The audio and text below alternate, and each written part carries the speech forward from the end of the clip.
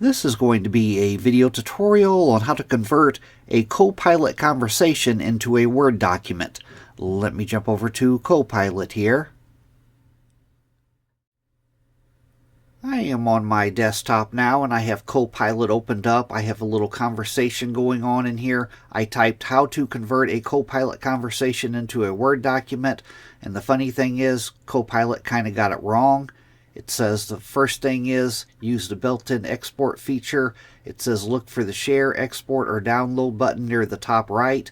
There is no button up at the top right. Gives me a second option to copy and paste into Word.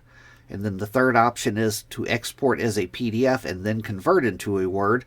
But for me, if I scroll all the way down to the bottom, I have a little menu down here, a thumbs up, a thumbs down, a share button, a copy button, and then there's another button off to the right here, a sideways arrow with a drop down. If I put my mouse cursor over that, it says export this as a file. I'm going to click on export this as a file.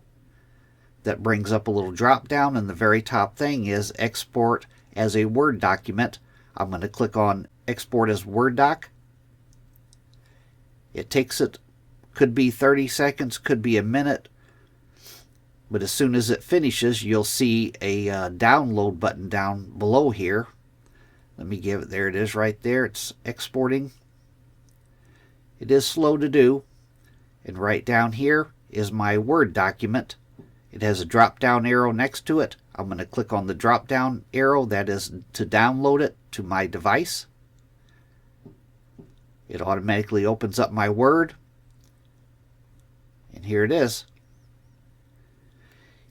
Now, from my experience, if you have tables or anything, it doesn't always do a good job on like tables and things.